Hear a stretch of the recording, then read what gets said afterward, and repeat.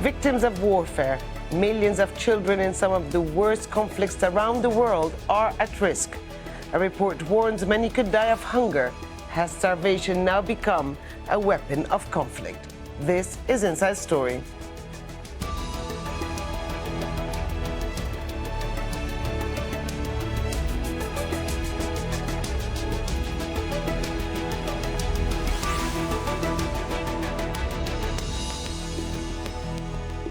Hello and welcome to the program. I'm Hud Abdelhamid. One child living in a war zone could die of hunger every minute. That's a startling assessment from the UK-based charity Save the Children. It's released a report on the use of hunger as a weapon in some of the world's worst conflict. It says 4.5 million children under 5 will need treatment for severe malnutrition before the end of this year. That's a 20% increase on 2016.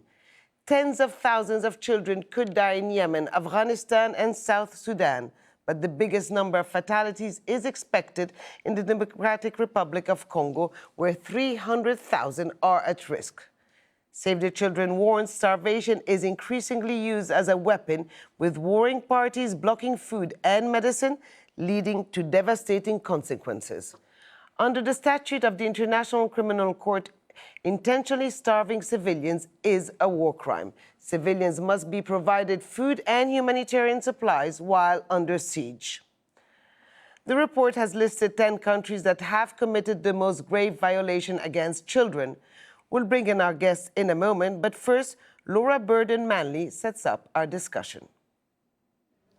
More than 3 million children have been born into Yemen's war, one that's endured 3 years of violence, displacement, disease and starvation. A Save the Children report says obstructions of food and aid deliveries to the warring sides, the UAE-led coalition and Houthi rebels, has put the country on the brink of famine. It warns that as many as 35,000 children may starve to death. The nutritional impact on children particularly in the first 2 years of life, can actually be intergenerational. So the cognitive and physical development impediments from that can be passed on from generation to generation. So we're not only at risk of failing today's children, we're potentially at risk of failing tomorrow's children as well. In the Kasai region of the Democratic Republic of Congo, 750,000 children are suffering from acute malnutrition. 2 years ago, fighting broke out between the army and Kamwina Nsapu rebel fighters, leaving more than 1 million fleeing, the majority unable to find food. Guns have fallen silent, but hunger remains, as farmers struggle to replant fields that have been pillaged. I'm actually very shocked by what I saw and what I heard in Kasai. I visited several hospitals where children were treated for complication of severe acute malnutrition. These children were struggling to survive. In Syria, the government's been accused of war crimes after using a strategy of surrender or starve. Areas including Eastern Ghouta and Yarmouk refugee camp were held under siege, while crucial food and medical supplies were blocked. All the while, the regime continued to mount bombing campaigns. The new report by Save the Children says starvation is being used as a weapon of war. Other countries it listed as most dangerous for children include Iraq, Afghanistan, Somalia, Nigeria, South Sudan and the Central African Republic. Global hunger is now on the rise, reversing 2 decades of decline. As aid organisations are calling governments to account for blocking aid and attacking aid workers, they continue to grapple with chronic funding shortfalls, possibly preventing them from getting food to where it's most needed. For Inside Story, Laura Burden-Manley, Al Jazeera.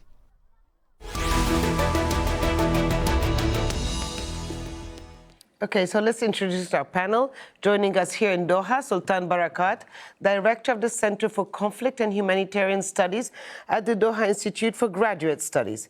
In Sheffield, in the UK, Justa Hopma, Research Fellow in Global Food Justice at the University of Sheffield, and joining us in London, Kean Salarkia, spokesman for Save the Children. Welcome to the program. Kean, let me start with you.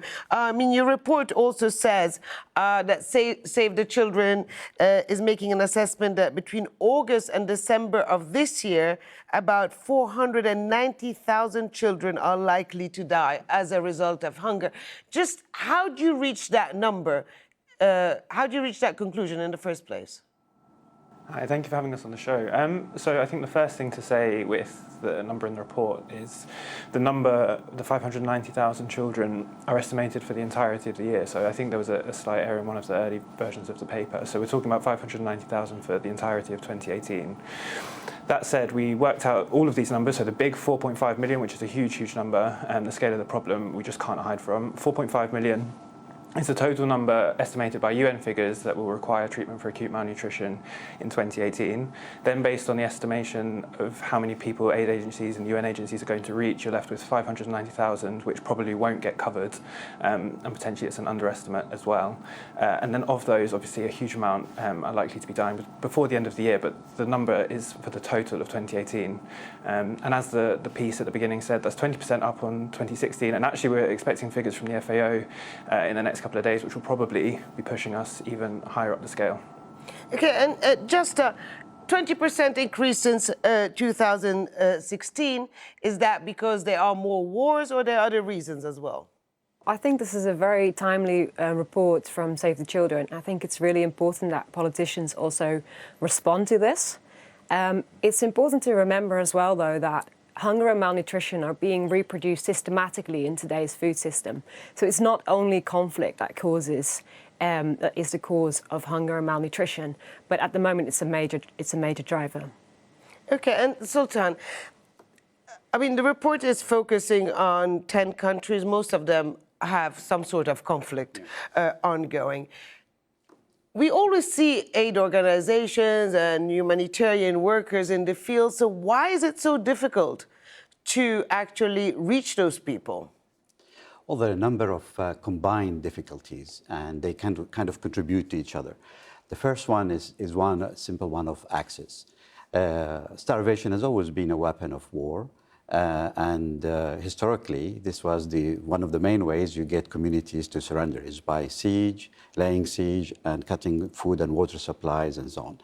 Now, in recent years, the international law has regulated the ability to lay siege if there was a necessity, military necessity, but with supplies of food.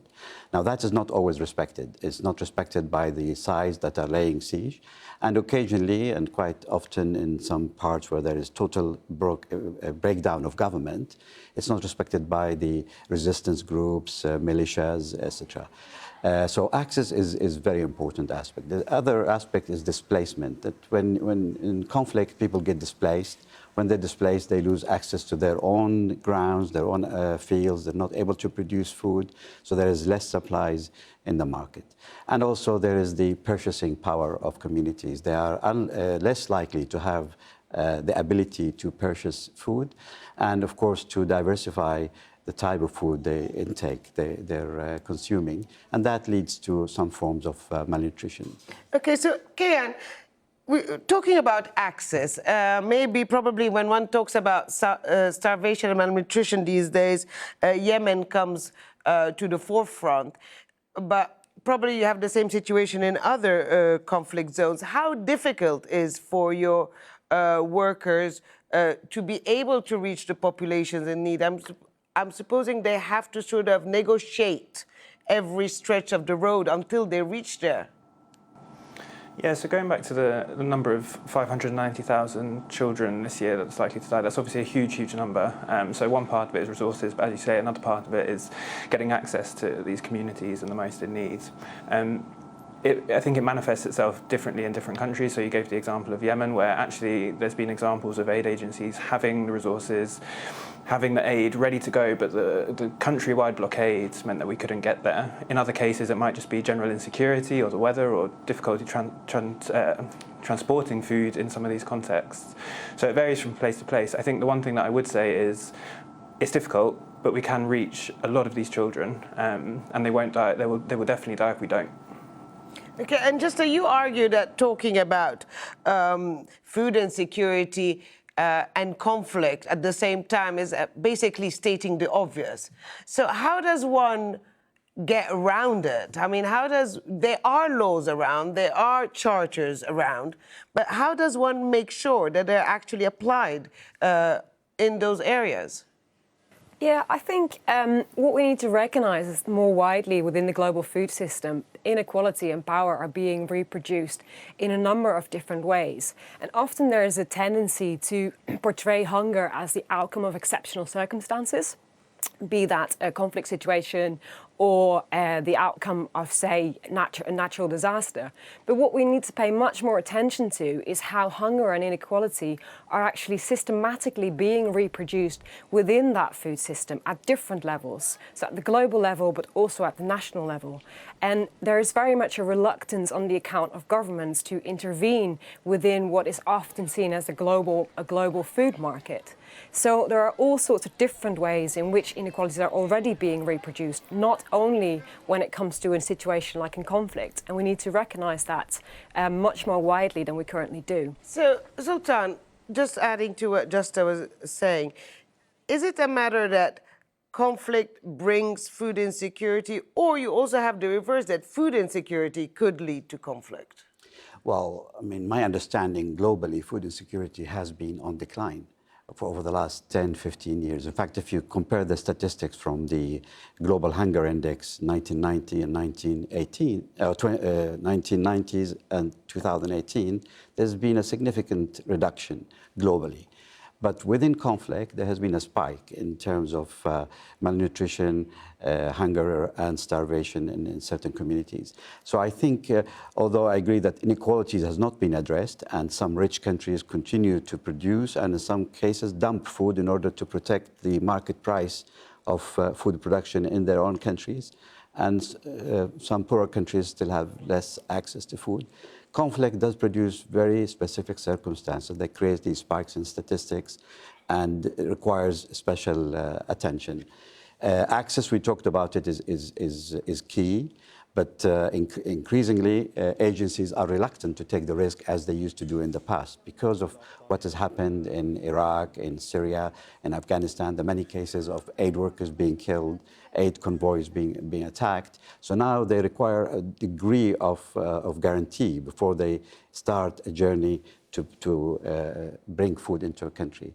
At the same time, they have developed and evolved, and they developed strategies to create greater resilience within those communities. Yeah. So you see, for example, within Syria, the Qatari Red Crescent recently produced or encouraged the ability to produce wheat under siege. So there are areas that have no access to the international market, but people have gone back to producing food within those areas. And like that, there are many programs agencies are trying to build in those areas, because the nature of the conflict is different. We are now living increasingly protracted conflicts that are going on average 6, 7, 8 years. And it means you can't just rely on aid agencies bringing the load of food every now and then. So you have to go back to the very basics of communities and help them produce food locally. Yeah, and you're saying that wars last 7, 8 years, but I think also displaced people, displacement can become a way of living for decades in some cases. Now, Kian, just picking up on the difficulties, the logistics on the ground for bringing food security to the populations in need, I think, isn't there a danger that with the amount of conflicts that exist these days, maybe a bit more than a decade ago or so, it's becoming the new normal that, you know, children are suffering, that people are displaced, that people are hungry, and maybe there'll be a danger also that the international community won't show much interest? Yeah, I think it's always a risk and kind of donor fatigue and public fatigue. But what we've seen over the last couple of years, in particular, if you look at the example of Somalia last year, there was very nearly a massive famine in Somalia in 2017. But I think even though there was one in 2011 where 250,000 people did die, the public did mobilise, governments did mobilise. So I think the sentiment is there to support, because they know that the quality of aid is there. They know that we can save these lives. So it's definitely something that we need to think about. I think probably a bigger barrier is getting the right resources in, and actually I have to agree with a lot of what the other panelists have said. You know, in the protracted nature of some of these crises, it's not just about kind of aid agencies coming in, it's about all of the communities at the local, national, regional and global level coming together, holding people to account for violations of international law or just violations of the kind of the rules and the norms around protecting children and civilians in conflict, as well as building food security and trying to eradicate some of the inequalities which are all kind of most acute in conflict settings and result in the numbers that we have today, which is one children potentially dying every minute because of malnutrition in conflict zones. There's a nice quote from one of our directors earlier, you know, war is being played out on the bodies of children and it's avoidable. We need to do something about it. Sultan, let's talk about Yemen, for example, because famine doesn't happen overnight. There's warnings. NGOs, the humanitarian world, issues reports and statements. There are blockades happening, but nobody does anything at the end.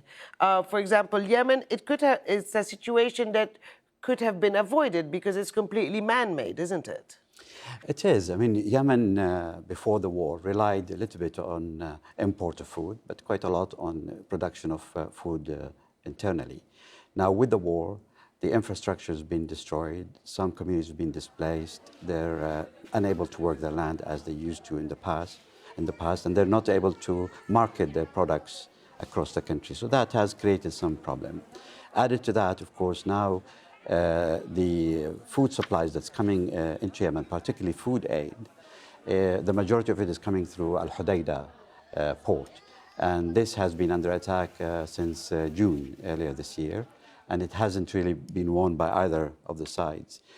From the Saudi perspective, they see it as a source of income for the Houthis because the Houthis tax the imports of the port and they would like to cut that source off.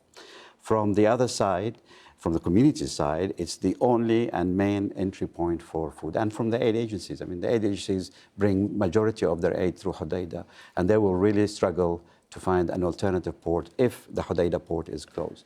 So just we have a situation, that's one example, Yemen, but it's a situation that's perpetrated in other areas where basically the civilian population is sort of held hostages from, if I may use that word, from all sides.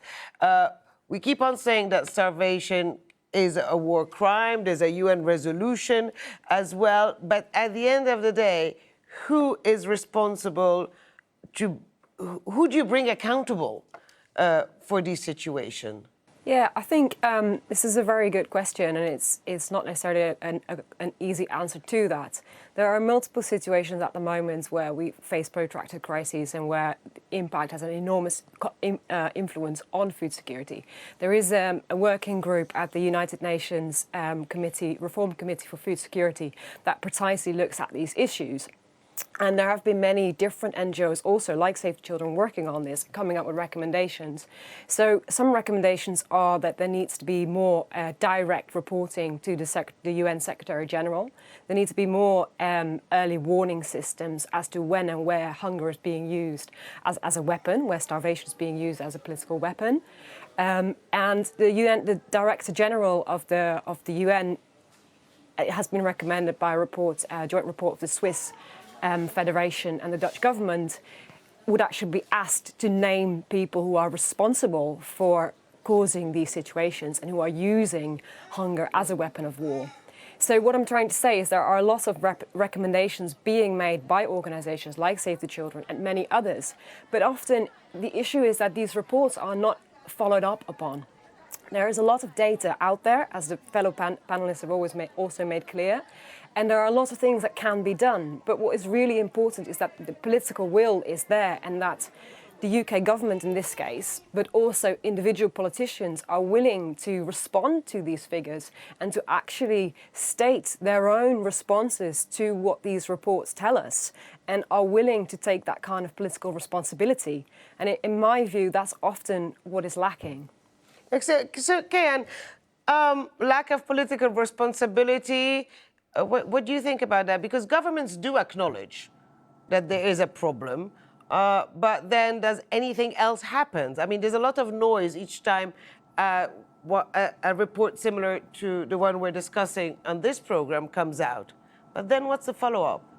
Yeah, I mean, again, agreeing with my fellow panelists, there is definitely a lack of political action in follow-up to some of these numbers. And I think particularly in this case, you know, hunger, although everybody's kind of in agreement that it is likely to increase in conflicts and things like that, there isn't the same sense of kind of moral outrage with hunger as there is with use of, for example, chemical weapons or explosive weapons with wide area effects, which we are starting to see, and over time have seen much more action, both at the kind of the global multilateral level and by individual governments and states. So I think what needs to happen is we need to have a little bit of a coming together between hunger and some of those morally reprehensible kind of other types of crimes.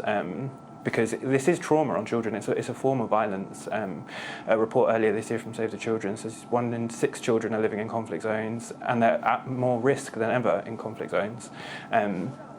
So you know, it's a matter of marrying the two things together. The type of action that we're seeing in other sectors and with other issues for this.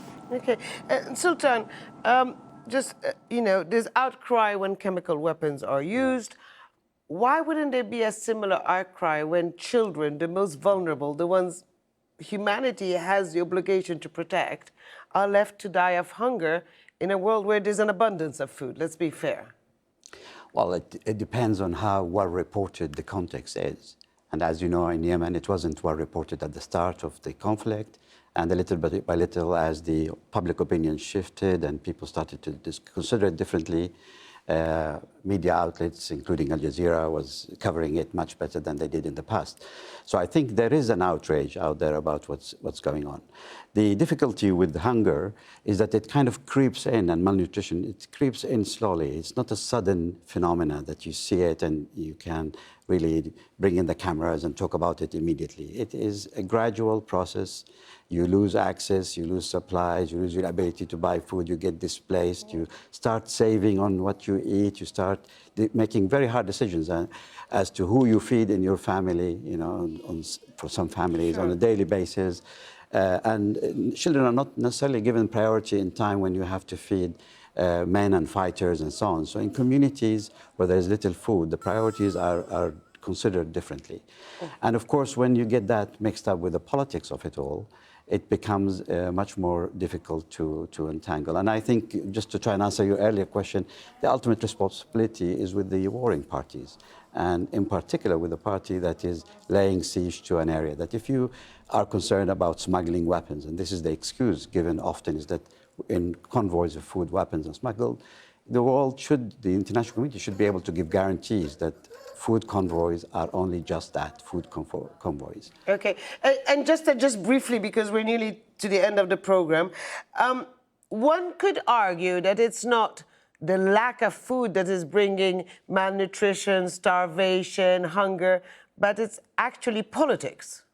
Yes, I mean, this is a very broad question, so it's a shame it's last. But I think, in addition to what's been said before about hunger kind of creeping in, why it's very difficult to tackle it, I think we can see that in different places across the world. And this is, I'm making this point not to relativize what's going on in protracted conflict situations, but to point out that actually reliance on food aid and food banks, for example, here in the UK, has risen exponentially over the last couple of years. And I am afraid that this kind of dependence on aid and food banks is actually becoming more normalized.